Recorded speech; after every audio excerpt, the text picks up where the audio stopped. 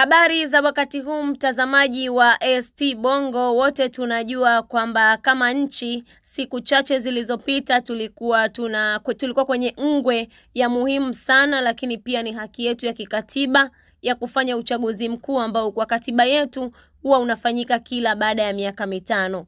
Na kwa mwaka huu 2025 uchaguzi mkuu wa Tanzania umefanyika Oktoba 29 kwa nchi nzima, ambapo ulikuwa ukihusisha kuanzia ngazi ya urais, lakini pia wabunge pamoja na madiwani.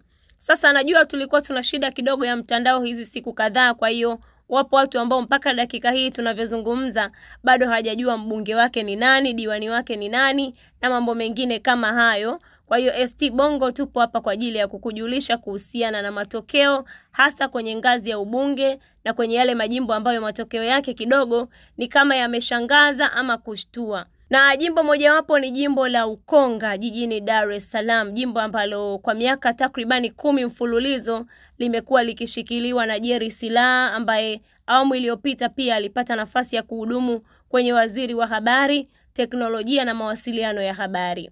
Sasa kwenye matokeo ya ubunge kwa mwaka huu, Jerry Silaa pale Ukonga, wananchi wa Ukonga wameona ipo haja ya kumbadilisha, na wakati huu wamemchagua Bakari Shingo kutoka ACT Wazalendo. Kwa hiyo kwa sasa jimbo la Ukonga mbunge wake anaitwa Bakari Shingo kutoka ACT Wazalendo, lakini pia Jerry Silaa ameingia kwenye rekodi ya kuwa waziri pekee wa awamu iliyopita ambaye ameangushwa kwenye uchaguzi wa mwaka 2025.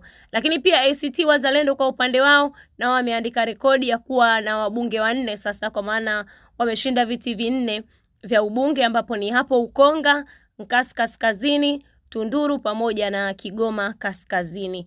Kwa hivyo hilo ni moja kati ya jimbo ambalo matokeo yake kidogo yamezua gumzo, lakini pia yamewashangaza watu kutokana labda na Jerry Silaa amekaa pale kwa muda mrefu, lakini pia Bakari Shingo ni kama watu wengi hawamfahamu sana kisiasa. Kwa hiyo kuona amepata nafasi ya kumshinda Jerry Silaa kwenye uchaguzi huu ni moja kati ya vitu ambavyo vimezua kidogo gumzo kwenye mitandao ya kijamii.